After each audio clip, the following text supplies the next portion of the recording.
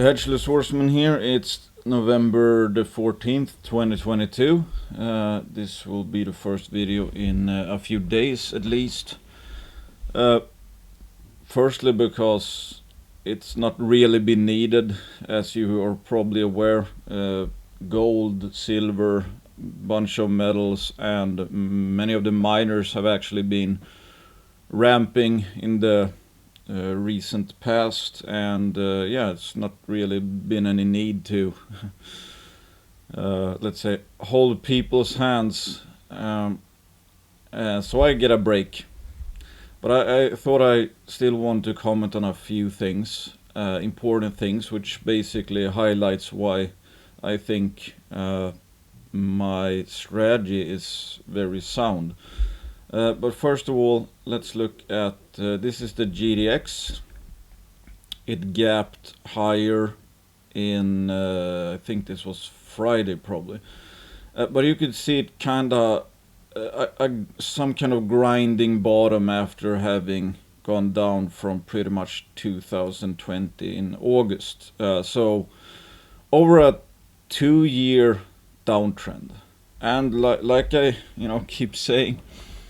If I scream bottom is in 100 times in a row, people will believe me less, even though by default you should be believed more, simply because by definition every additional down day brings us one day closer to the inevitable bottom, because these are cyclical sectors and markets are cyclical thanks to sentiment.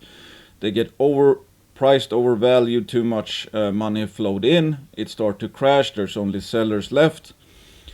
And that needs to be churned through. And the ones that bought the highest bought when everyone was convinced that owning miners was a very good thing. They will end up selling low as well. And again, the herd moves in trends. So what happens, from very low levels, we don't immediately get a reward. First, the trend has to stop, basically run out of sellers. Nobody left willing to sell at a particular level. That just means that there's only new buyers left. Because if nobody's selling, there's no way to push down price more. So let's say anyone who owns GDX down here, for example, let's pretend that every owner of GDX refused to sell at a lower level. Then there is literally no way for price to go any lower, because there will be no shares on offer at a lower level, because everybody is convinced that made up their mind that I am not selling GDX this cheap. That means the only way for price to go would be up, because somebody would be perhaps willing to sell here or here or here, etc. So it's basically that. I mean, it's you run out of sellers, here we run out of buyers. Nobody is willing to buy at a higher level, and more people are willing to, especially value investors. I mean, they're much more likely to sell here if they're still in. Down here, they're much more likely to buy, and they might not want to sell at a lower level. But the pendulum swings wildly. I mean, at this point in time, I remember miners were pretty much overvalued, in my opinion. First Majestic traded like silver was already at, I don't know, $30. I don't remember exactly what silver price was trading at back during this time. But that was, in my opinion, bad risk reward, because you're paying for something that has not yet happened. You're paying up for an even better future. And if that's wrong, I mean, what happened was, a 2-year downtrend. Now we'd have the complete opposite things. Like miners down here have probably never been cheaper, at least in since the 2020 bottom, I guess, because gold held up very well. But gold miners have been doing great still. Everybody wanted to sell, or a lot of people wanted to sell. But you can see here, it's like, okay, this is kind of a grinding bottom. I mean, you see this level broke, and like gold price, sure, it went down, but it was not like a cascade selling or anything like that. I mean, it started to chop mostly. I mean, we've seen that this at previous bottoms. This was obviously not the bottom, but it's still. I mean, how many people got fooled in this movement? I mean, broke out above this, had a choppy bottom, etc., and then it turned down again. That's why I dislike trading. Like I've shown a bunch of times. I mean, this was a false breakout. So if you sell down here because you think it's gonna go lower, I'm gonna buy back when the coast is clear, when the trend is my friend, and all that yada yada. You probably would have bought back here and paid, I don't know how much more than the ones who would buy here. But when you get back to this point, the ones that just bought low, they would probably not be down in this period. You would have, I mean, lost at least 25%. So it's like, if you were gonna do market time or whatever, you pretty much have to be right, unless of course you actually have a stop loss, etc., and or a good trader. But it's like, if you're in the junior sector like me and you have some form of capital, I can't just flip back and forth within 3 days my entire portfolio. No, I'm after the big money, the big moves, with as much capital as I can. So I can't be flipping on a day-to-day basis, out of the entire sector into the, in 100% and out if there's a false breakout, yada yada. But you don't need that. I mean, people look for perfection. And like I've said, it's like everybody thinks that it's their bottom picking that is the big. That's why they don't make any real money, or have never made any real money in the markets, especially, let's say, the mining sector. I mean, that is so far from true, which I've shown a bunch of times. You can miss the bottom by, quite a mile. I mean, I started buying in, well, that's not perhaps a mile actually, but let's say I started buying in here. I was still, but this was actually GDX, but whatever. It's like, yeah, okay, even in the GDX down 27%. For, in big miners, that's not really great. I mean, but still, if you started buying here, whatever, just as long as you bought lower and lower, obviously you would be in the green here. If you just kept buying lower and lower, if you started buying here, and as soon as you saw, a dip in price, like, yeah, okay, this is getting even cheaper. I mean, when the upturn comes, you'll have a bigger position, you will have lowered your average, and you'll be up a lot more. I mean, again, when do the traders enter this market? I mean, let's say they enter here, perhaps. I mean, how sure are you that this was actually, the bottom is in? I mean, yes, it ran for a bit, and then we had a crash, and a bunch of people screamed sell here, technical traders and whatever. So it's like, probably, let's say you bought back here, sat on a small profit, and then got washed out and sold because now the technicals look bad again. Did you even make any money? Probably you actually lost money, and you didn't buy here. Whereas the person that just bought increasingly everything that is cheap, the cheaper it gets, you buy more and more, they would have bought this one too. Maybe they lowered their average to here, even though they bought on the way up. And then they would sit on a, I don't know, let's say, a double within a few months. So like, buying cheap, not only does it protect you from the downside, it gets you higher rewards as well. But for some reason it seems impossible for people to do that, because I mean, literally everybody is afraid of paper losses in the short term. I mean, that's what seemed to scare people. People are unwilling to buy low because the trend is suggesting that they'll have a paper loss tomorrow, because they had it yesterday and had it, X amount of days, weeks, years in a row. That doesn't matter, because when it turns, everything will be forgiven, if you know what I mean. So it's like always, I mean, this period here, I don't have any cash levels really. I mean, the juniors have been the cheapest I've seen them in I don't know how long, and it's like, to give a perhaps an even better example. This is Bear Creek Mining, the trading sardine I like to use. And historically, price has bounced from, let's say, this level, the extreme lows, to the highs or even extreme highs. Okay, if we just assume that like Bear Creek is the proxy for juniors, and this, regardless if Bear Creek Mining will actually be around forever, or even the next couple of years, but if we pretend this is actually the representation of the junior sector, people down here were unwilling to buy. I know a few that actually sold their entire mining portfolio around this level. Some are buying back now. When you think about it, it's like, okay, Bear Creek Mining reached this level here, 37 cents, and within like a week it also traded at, what is that, like 57 cents. That is a difference of, let's say, 52%. Okay, let's say you buy back here and you're like, hey, I think the bottom is in the juniors, so now I'm gonna get in. If you catch this move, if you actually, odds are that if you try to bottom time this, try to time the bottom here or trade, you're probably not going to even sit on your hands, because as soon as there comes the first dip or whatever, typically it doesn't go straight up, even though this sector can actually almost go straight up. But you still have corrections along the way.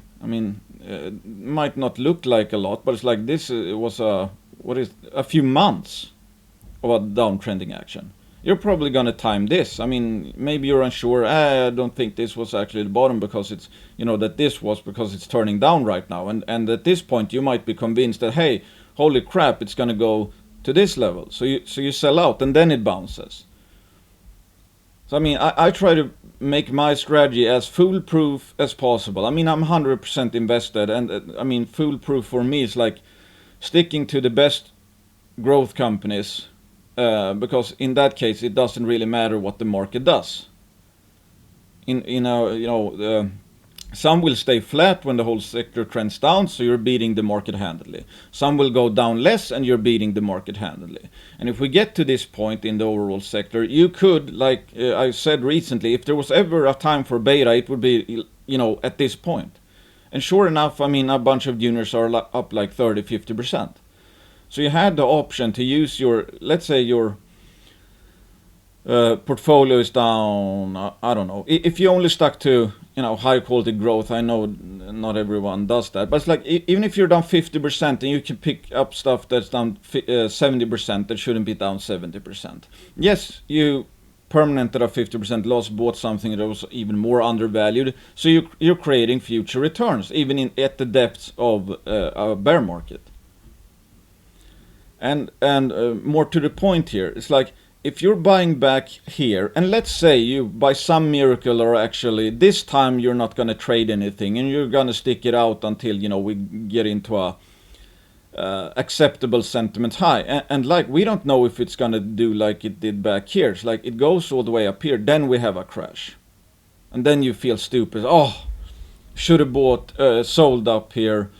Now I'm stupid. I'm not gonna forget not to sell, or whatever. Or you think that the move is totally over and you actually end up selling down here, whatever. Again, that is trading, market timing. I don't do that at all. I'm 100% invested all the time, because I stick to the best companies, and then I let the market do what the market does. And every day prices change, opportunities change.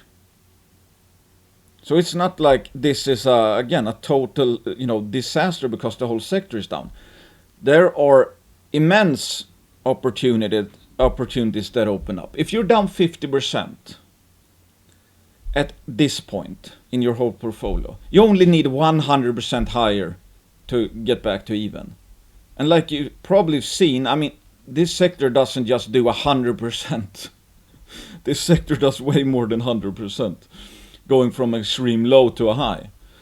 So that's not even a problem, even though for some reasons, like, the biggest shame is to be a bag holder. I mean, I really do think that's like one big edge in this sector is just to be okay with having, big paper losses. Because everybody seems scared to death to have paper losses because somebody's going to call them a bag holder or whatever. And the people typically who calls other people bag holders or point that out or whatever, I mean, they don't even make any money anyway. They're just sitting there on the sidelines judging other people who actually dare to take risks. I mean, if you're a bag holder in crypto, I mean, that's in my opinion a very different thing because there's no tangible margin of safety there. You don't know if Bitcoin is cheap at 60,000 or 10,000. But for a cyclical sector that's been around since the dawn of time, and you can literally see that, hey, gold is valued at this, projects are worth that much, and the whole sector is selling like gold is worthless. I mean, you don't need to be a rocket scientist to understand that that's cheap, because it has tangible value. It's connected to some form of real life business. But again, if you, let's say, you sold out here because you were afraid to have an even bigger paper loss. You couldn't stomach looking, quote, wrong anymore. But you bought back here, and let's say you actually stuck it out. First of all, you would take a loss first because it's lower now. But if you held through it, you would have, let's say, a 462% return when we get back to the next high, medium term high. It's like when you can expect the sector to go down for 2 years or something. That is a very good return. And it might not look like much, like, what does it matter if I didn't buy down here? I mean, I bought back up here and you'll be happy. Yeah, but the buys down here might return 758% or 300% more.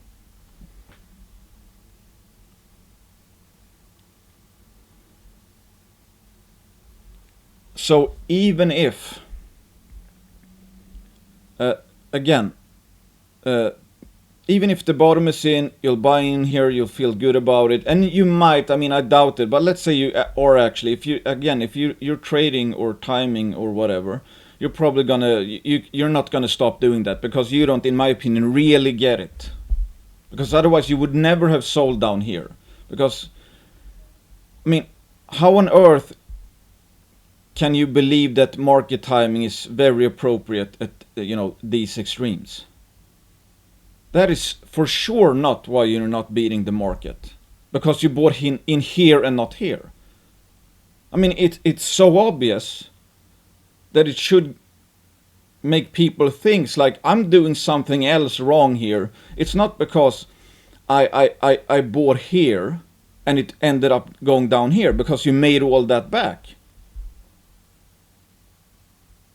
Obviously. But okay, congratulations, you actually started to buy low, whatever. So a 50% change might not look like much if it's going off very low levels. But again, look at the difference in returns. 300%. Theoretically, the difference of a buy here and a buy here. 300%.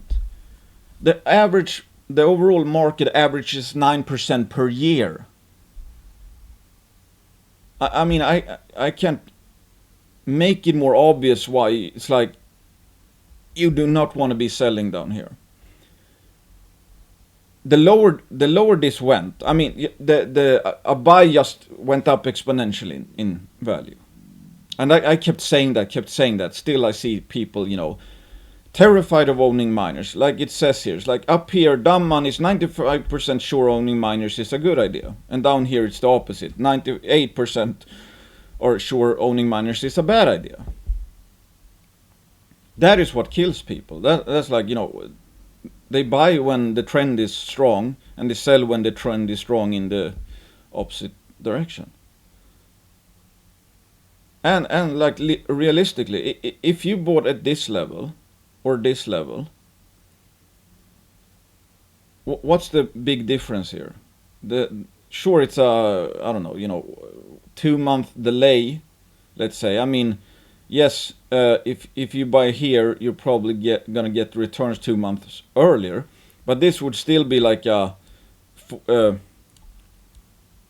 463 return, and this too. Okay, the difference, if you actually are, just increasingly buy lower, from this time to this, you would have lowered your average. While if you get in here, this is your average, you immediately sit at a loss, let's say. And how easy is it to get a full position at this point in time? Probably not easy. What are you going to do if you get a full position? Immediately you're down like 10%. You might get scared again. It's like, yeah, I'm going to time the bottom again. So let's say you sell out, and then it goes higher again. And then you buy back in. I mean, that's how people lose. They try to predict every short-term movement. They are deathly afraid of sitting with paper losses. That is why people don't dare to buy now. They don't. I mean, literally, people are willing to trade 300% future expected returns extra for the promise of not having an even bigger paper loss in the short term. If you're comfortable with that, I mean, can you see the amount of, how big of an edge you can get just from that? Being stoic, stomaching retracements. It's like I've said, I have no idea when this sector is gonna bottom. I just know that as the lower it goes, the more money I'm gonna make one day. I don't care about the short term. I'm not taking profits now. I mean, I want to see this sector go up to this level. We're here right now.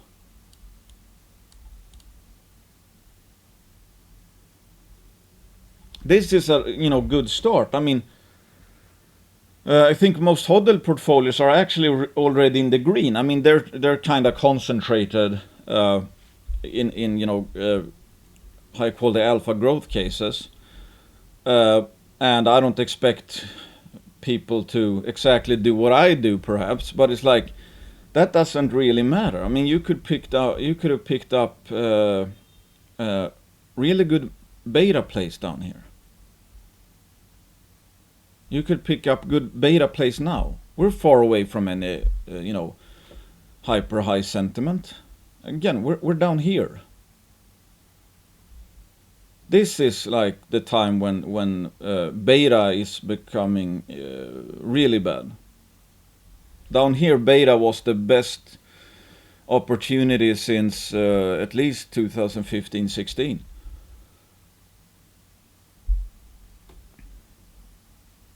I mean, again, it's the short-term thinking that gets people. It's the aversion to having paper losses. It's the aversion to, I know I'm not dumb when I'm buying down, all the way down. I mean, you look wrong for months. But it's like, I think, I mean, that's the conviction and confidence you need. I mean, I know the market is batshit crazy. I know that the marginal investor is like hopeless when it comes to investing. So if people are getting more stupid and more stupid, that does not mean that you're stupid for buying into that. They're just making even bigger mistakes, and if you just keep buying, that means the bigger mistakes they do and you take advantage of that, the more money you're gonna make. So like, forget about worshipping Mr. Market or the herd or whatever. I mean, every now and then it gets extremely dumb. Now it has been extremely fearful. Here, extremely greedy, extremely fearful. It's like, again, when you just look at this chart, it becomes so obvious how you beat this market handedly.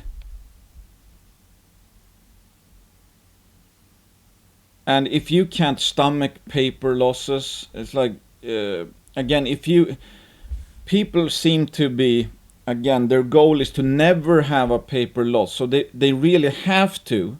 I mean, if you bought in here, which is like a superb buy, they still had to see through at least, 17% loss. If that is too much and they sell, because that wasn't the bottom. Okay, I mean, when is the bottom? We've seen like, kind of, I don't know, fake rallies. This was kind of a fake rally here, turn down. You're gonna grind all your gains away if you even have any, if you just try to actually pick bottoms or tops. Or no, the biggest, in my opinion, mistake is trying to predict or only be in the sector when you think the short term is up. I mean, sometimes it works, sometimes it doesn't. When it doesn't work, again, it's like here, I don't know when you would have bought in, but it's like, yeah, you think it's this is the bottom, and then this happens, 36% down. I mean, the thing is that if compare this to if you just were a value hound, you just bought lower, you would have bought all the way down here in the recent past. And if we get back here, maybe that's around, a bit below your average. Whereas this market timer, or, the ones who only want to invest when the trend is your friend, they're already at a 36% loss.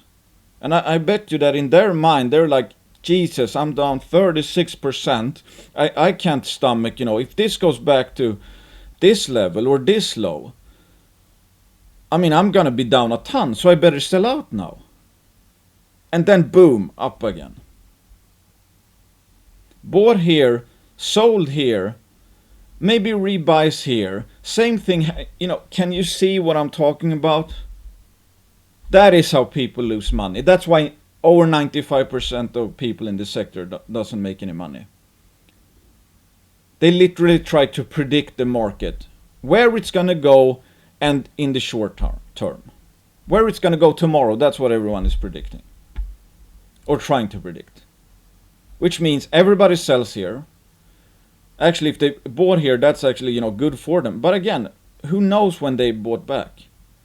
I mean, this looked very convincing to me, this rally here. Obviously, that wasn't the bottom. We went down a lot from there. I can't change that. The market does what the market does. I can only use what the market gives me. And it just gave me better and better opportunities. So it's like, in hindsight, since I've added all the way down since, for over a year pretty much. Let's say my portfolio was 10% less here. Or let's say, from this level, I would have gotten, let's say, a 72% return before the next real downtrend took place. 72%. If I added all the way down, because it doesn't matter if my portfolio here goes down 50%, if we're still gonna reach this level. So yes, 50% loss first, but then I'm gonna make all that back. So if I didn't buy really anything, if I didn't add to my portfolio, etc., the portfolio that goes up to this level immediately versus the one that goes down 50%, the expected returns from this point is still the same, but this would have taken a longer time.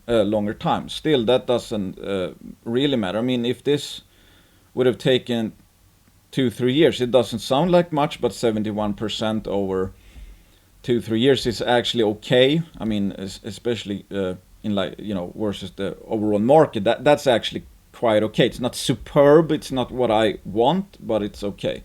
But since I've been adding all the way down, and it's like, finding new opportunities, and I'm not down 50% from this level. So if you just added 10% to your portfolio and, lowered your average to, let's say, down here, the additional 10%, let's say here, the additional 10% is down here. That's a 343% difference. So like $1,000 becomes $4,430. So if you started out with 10,000 here, you would have 17,000 up here. If you added 10% all the way down here, you would be at least close to over 20,000. with an $11,000 investment. So in reality, as long as you're able to buy lower, and hopefully it's like, I mean, one part is just buying lower, and that's a big part. I mean, that's how you literally can make money in this sector alone. Not even know, again, using just trading sardines, but if you can pick, add the micro as well, that you pick superior plays. How can you not make money in this sector? Because there comes times and points where everybody's making money on everything. And when everybody's losing money on everything, it's like you can't take this stuff personal. That's just how the market functions in this sector. And it's like, stop listening to every other people. I think like probably 98% doesn't beat this sector over the long term. So why are you taking advice from any dude on Twitter or the forums, etc.? Know that 98% certainty that anybody who gives you advice cannot beat the market. I mean, there are geos and mining engineers who have the technical background. They still can't beat the market. And there are, I know, the ones I think are the best. I mean, they're not geos. They're not mining engineers. Sure, they know something about it because they studied the sector, and but most importantly, they have common sense and infinite patience. They are not selling down here. And it's like Bob Moriarty has shown a bunch of time. I mean, it's typically the crappiest companies, which no geo or mining engineer would buy, that at the end of the day will go up the most from this level to that level. They can go up 1000%. So I mean, there's enough proof that you don't need to be a geo or a mining engineer to beat this market. You, in my opinion, only have to have common sense, preferably some due diligence skills. Since like if you pick management teams that are the best in class, by definition you're pretty much not making a mistake. I mean, you can't make it easier than that. So if you see this sector at a low like this, and you just go out there and look, hey, this junior has one of the best management teams in the business and smart money are backing them, by definition you can't be making a mistake.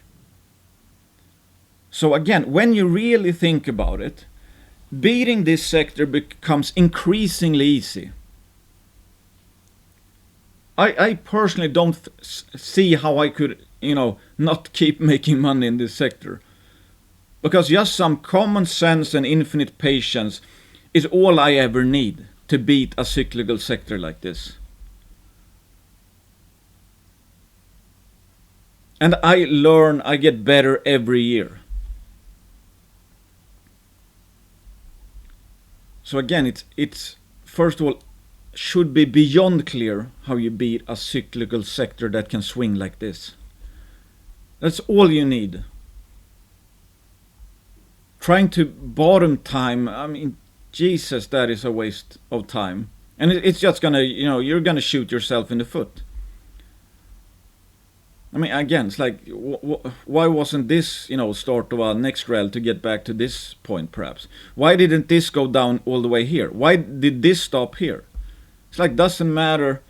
Like I showed, it's like if you just bought, I think, around this level and held Bear Creek within 2 years, even though it went down like 50 to 70% before it turned higher, you would have like a 100% return within 2 years. I mean, again, it's like, it's mind-numbingly easy how you beat this market. And I know how it is right now. Profits are rare. People haven't seen juniors go up 50% since perhaps this point in time. So a year ago. And now it starts again. The top timing, the top trading. Oh, I better run away with my 50% retracement from, bump from all-time lows. And then they're gonna, because they can't stand just looking wrong for months in a row. So they want to get every movement right, even though it's, again, beyond obvious if you just look at this chart that you don't need anywhere near short-term perfection in terms of timing or trading or picking tops or bottoms or whatever. Because the big moves over years and months, that's gonna beat the market, the overall market. So you're gonna beat the broader market so badly that it's not even funny. Just if you just stick to your guns and like hodl to the next high, hodling to the next high. I'm not trying to bottom pick or top pick the last movements we've seen. I'm gonna try to say, try to, time at least be out of beta when we get to this point. But again, if you're in a high, good looking alpha play, even if we get to this level, maybe when we get to the next fat retracement, maybe your alpha play goes something like this over this period. When we're back to this level again.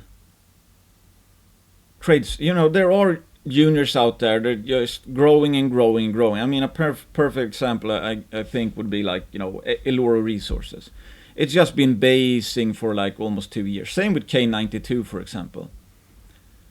And again, you don't need those. You don't need to only be in the ones that stay flat. I'm just giving them as examples, because if you have a fairly large position in one of those that doesn't go down 80% when we reach the next bottom, that is superb outperformance. Even if it's just 10% of your portfolio that does that. So forget about perfection. Forget about timing every bottom. Forget about timing bottoms down here or tops here. I mean, does it matter if you sold here or there? Yeah. I mean, there's some difference, but that's not what kills you. It's being, if you get fully deployed here and ride this all the way down, that can kill you. But like I've shown a bunch of times, even if you absolutely top tick this sector, if you go all in here, you can still make moves all the way down. That's what I'm doing. I was full invested from this point to this point. Not in Bear Creek, obviously. I was mostly in alpha. But now we're here. Now beta is looking increasingly good again. So it's like I don't know how put it more bluntly, but it's like I mean, I am a living evidence that you don't need timing, because I don't try to time anything. The only thing I guess I do is like, yes, I buy. I am increasingly adamant about getting dry powder when we go, let's say, past. Well, I think actually past this level here, I think dry powder goes so exponential that it's like I can't hold a cash position for the life of me, because I know how valuable these buys are gonna be. Anything below this is just, again, hundreds of percent in future expected returns. Down here it's like mind-numbing future expected returns. I think honestly, like from this point, I don't think I need to do one single trade, and I will be up still, hundreds of percent within a year or two. But in the meantime, I obviously, it's like to keep myself sane, and I enjoy the hunt, like try to find the absolute best cases. I mean, this turned out, as always, into a much longer rant than I had intended. But my original point I want to make was that, I mean, there's no real difference if you bought this when it didn't look like the bottom was in, versus buying this when it, the bottom might be in. I mean, there's a 2-month difference. You'll pretty much get the same results. And if you at least didn't try to bottom time and instead try to buy cheap, that means that you would have been buying all the way down versus this person who just got fully invested here. And I mean, the difference in just this move here again might be like 300% in future expected returns. That's why I keep saying it's like there's no, at no time is making mistakes more costly than as we go into an extreme low. And by that I mean it's like buying is exponentially better than holding, and holding is exponentially better than selling. But many people seem to confuse that hodling and buying is like the same thing down here. No, it really is not the same thing. Holding is infinitely better than selling, but buying is infinitely better than holding. So like I've said before, I think maybe 90% sell down here. Maybe 5% are able to hodl, and it's like maybe 3% are actually able to buy. And it's going to be the 3% that actually can make a lot of money in this sector. The 5%, they'll probably do okay because they're at least not compounding the mistake. Let's say if they bought high, they're at least not selling low, because again, it's like, let's assume you bought in here. If you don't know a sector that is more undervalued than this right now, this would be the best place that you're still gonna make it back. The worse the past, the better the future. Biggest crash, biggest rally. Fat bear market, best quarterly rally ever in miners. And this flash crash was like, this was just absurd how quick we went up. That was like 460% in, what was that, March? 4 months. That's 100% per month. So again, I'm at least looking forward to. The more this goes up from here, the less people are gonna need hand holding, etc. Whereas again, it's like, again, for some reason, we know what reason, because nobody wants to have a paper loss. Here, right here, it was incredibly hard for people to buy because the trend was down and it actually kept on going down. If we bounced, if this is the bottom, we're already seeing right now, like late last week, here, everybody, not everybody, but it's like immediately a lot easier to buy. But what is the big difference? There is no real big difference between these buys. The only difference really is that the short-term trend was down here, and here the short-term trend was up. You can see it. Look at how people write, etc. That is again a sign that what people fear most is to have buy something that's going to go down tomorrow. Our job is to make the most amount of money over the long term as possible. Long term. This is a place where even fewer dare to buy. And some I know actually sold out their entire portfolio. Why? Because they were so sure that this trend was going to continue forever. So they literally sold the best time to buy in like the 8 last years because they wanted to, they didn't think the bottom was in. And again, think about that. Is that the reason you think why almost nobody beats this market? Because they bought too low and it went lower? No. It's because they continuously try to pick the tops and bottoms, because they always want to have a portfolio that goes like this. They never want to be in something that they think can go down in the short term.